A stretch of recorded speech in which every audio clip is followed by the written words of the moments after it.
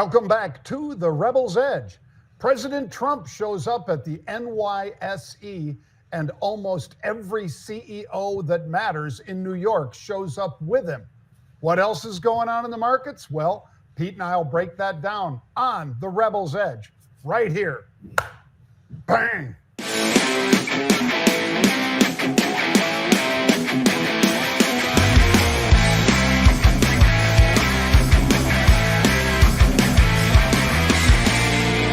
Bang.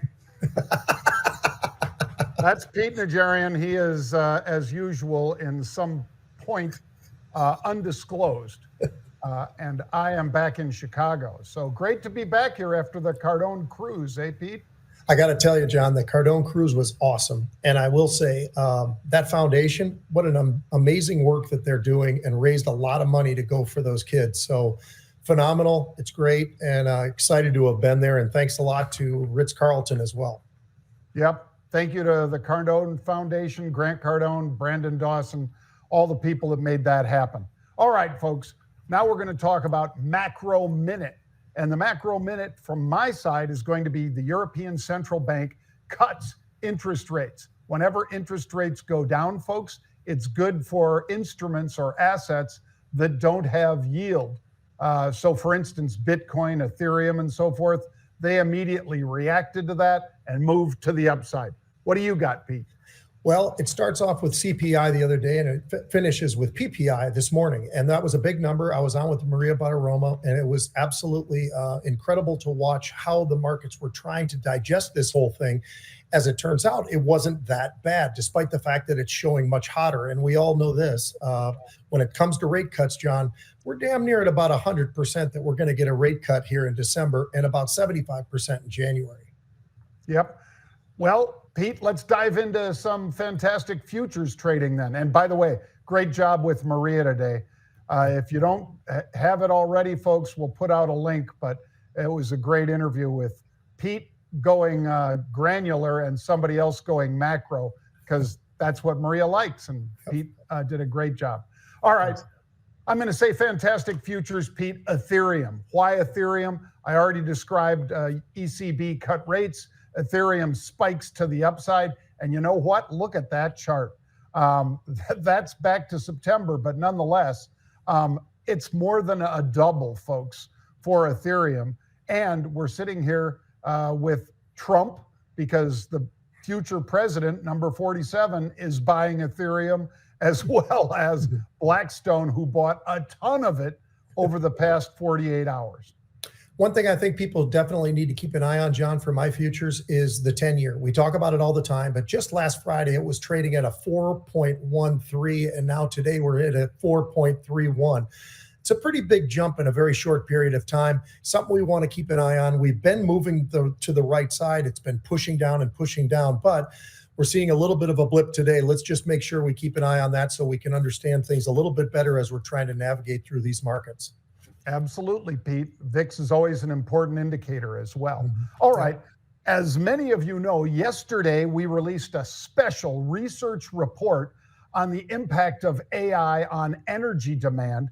And you will learn in this special report that data centers are consuming far more power than the world has available, quite frankly.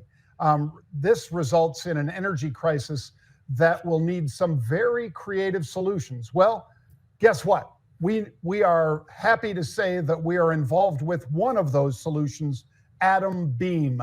And Atom Beam is a company that makes data smaller. Basically, that lets data centers be up to 4 times more efficient because of the shrinkage of that data, Pete. And the data is safer too, because you're taking a data source, shrinking it down. When you pump it to the data center and so forth, it's more secure. So Atom Beam's current financing round ends the same day as the Fed is going to give us that rate cut that Pete spoke about. That is December 18th. So you need to act quickly if you want to invest at this cutting edge technology company, which is, I believe, going to be one of the big winners going forward. That is Atom Beam. It's a fabulous company, folks. I love the team involved there. you can go to invest.atombeamtech.com. That's invest.atombeamtech.com.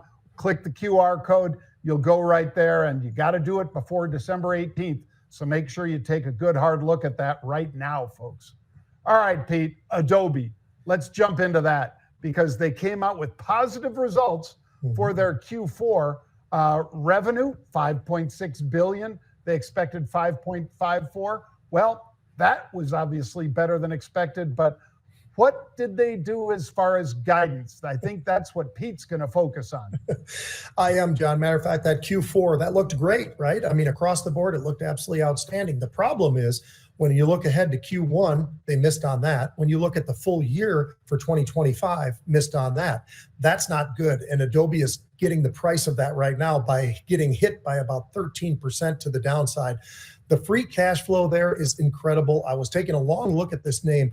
I think this is one of those, John, where I think it's maybe a little too much because of the fact of what they're saying, because it doesn't mean that they can't exceed some of those 2025 numbers or even the Q1 numbers. It just means right now that they project that they're not going to be able to reach those levels. I think this is a company that we've got to keep a close eye on going forward. It's getting pretty cheap, and I think after the beating it's taking today, it's gotten even cheaper, something to keep a close eye on in the future.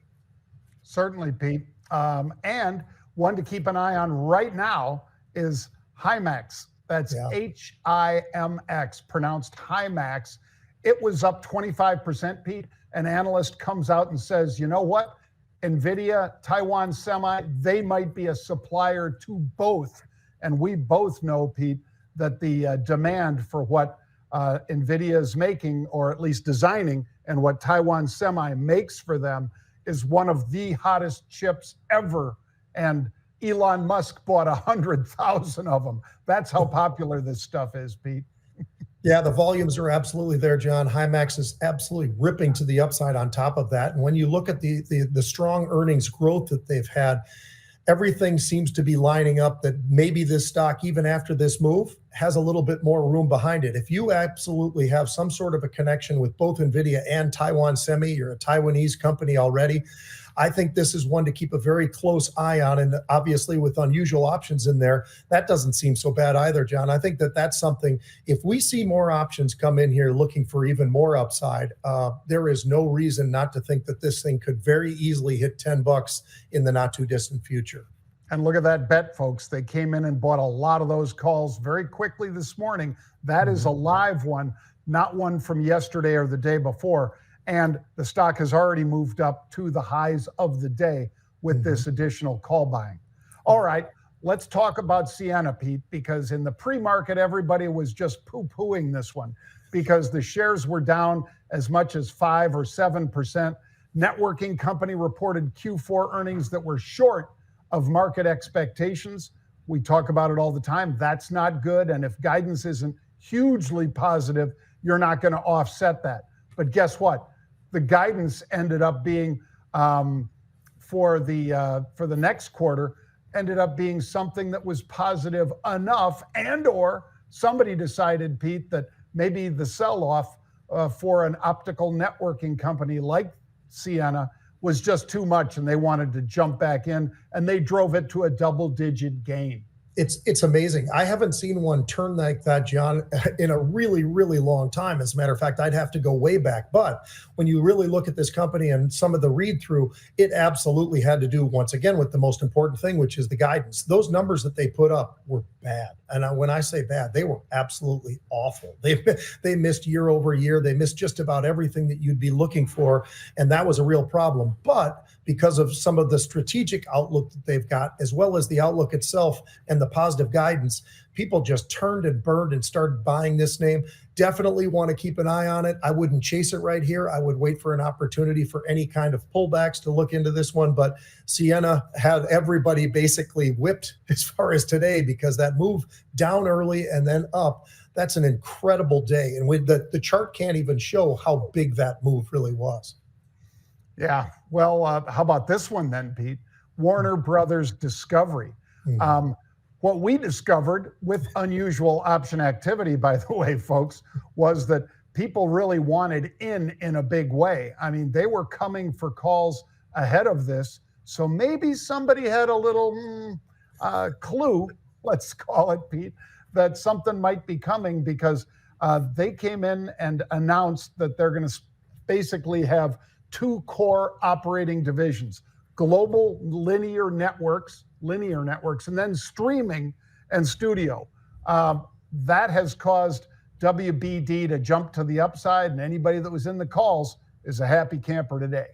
Yeah, that certainly, that restructuring, John, that's going to be huge for them. And we'll see how huge it's going to be, because you look at that chart right now and you say to yourself, wow, what is wrong with this company? You go back to 2021, John, it was a $53 stock. And here we are now trading somewhere between 6 and 12. And now we're obviously on the upside. People are really reading into this, liking what they're hearing. And if there's any kind of movement to the upside, do not sleep on it, because I think this is a name. It might not get all the way back up to 53 where it was in 2021, but it certainly seems like they are moving in the right direction, and something very positive could be within the future of what we're seeing here in this particular name. This is an amazing move, and I think a very well calculated move for the company. Well, one of the favorite things for all of you folks, the viewers, other than Pete's opinion on sports, is this particular segment where we bring in somebody, in this case, Josh Mancuso, to talk as he plays both sides of the Army-Navy game that's coming up this weekend. Let's take a look and listen. So, Army. Well, if it isn't Canoe U. Oh, okay. Well, the big day is here. Did you finally learn how to march in a straight line? No. I mean, yes, I know how to.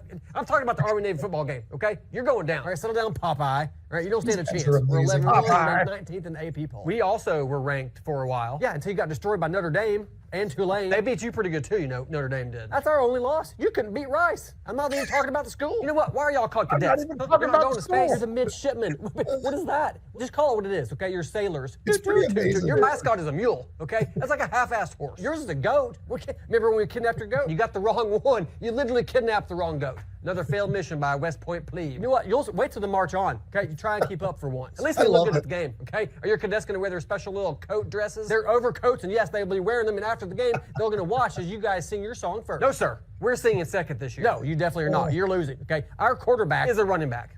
He doesn't throw the football. Whatever. He's got 29 touchdowns. Okay? He's living the dream. West Point is the best 4 years of a man's life. Oh, as good as your 4 years in 8th grade? You know what? At least we're not Air Force. That's true. Actually, we need them. Yeah, we do. Yeah. Go Navy, beat Army. Go Army, beat Navy. Go Navy, beat Army. Go Army, beat Navy. Go Navy, beat Army. Oh, no. Navy, Army. Go Navy. No. Go Army, beat Navy. Don't, you're confused. Go Navy, we're going to sink the Army. Sink Navy. Go Navy. Go Army, beat Navy. Army. Go Army, beat Navy. That guy's incredible, man. He really is. There's always a lot of thought that goes into his videos, Pete, and he plays both sides. So he's a one-man show. Let's talk, Pete, about other one-man shows, like perhaps the GOAT of GOATs as far as receivers. You wanted to talk about Randy Moss. Yeah, and the reason we wanted to focus on Randy Moss, John, is just what a career the guy had. And unfortunately, we're hearing the news. Now, we don't really know the details. There's been a lot of speculation out there on what the health reasons are, but he had to step down because of health reasons. Now, there's been some articles out there that say, well, it could be liver, it could be this, it could be that. We don't really know yet. It hasn't been released, and until that's released, we won't know. But I think it's something to really take a look and understand that what a great person he's been, I think, over his career. And he wasn't a great person young in life. I'm the first one to acknowledge that. It's why he didn't end up getting into Notre Dame. He started off at Florida State. Then he went to Marshall. Then he gets drafted by the Minnesota Vikings. Why did he get drafted by the Vikings, John? Well, because he's 6'4". He's got a 41-inch vertical. The guy's just as good a basketball player, if not better, than he is football player, but he chose football. His abilities as a football player, oh, by the way, I think he ran a 4.25 at the combine as far as his 40 time on top of all those other numbers. But is this guy the GOAT in terms of wide receivers? Because a lot of people will say, well, you know what? I might go down to San Francisco and find a couple of receivers over there, or I could go to this place over here. I think he's the GOAT. I think he's the greatest of all time. I truly look at him the way I look at Michael Jordan, where He was a difference maker. He played at an amazing level for all the years that he played, and he played a long time, and there's almost no record that he hasn't broken. So the fact that he's broken them, or maybe even still holds the records, still says a lot about who Randy Moss is.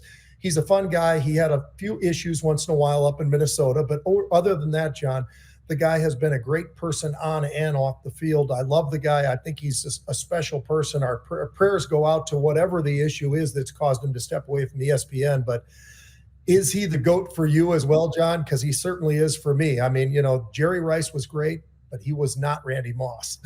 That's right. I mean, 23 touchdowns, Pete, NFL single season record in 2007. Mm-hmm. He led the league in touchdown catches 5 times.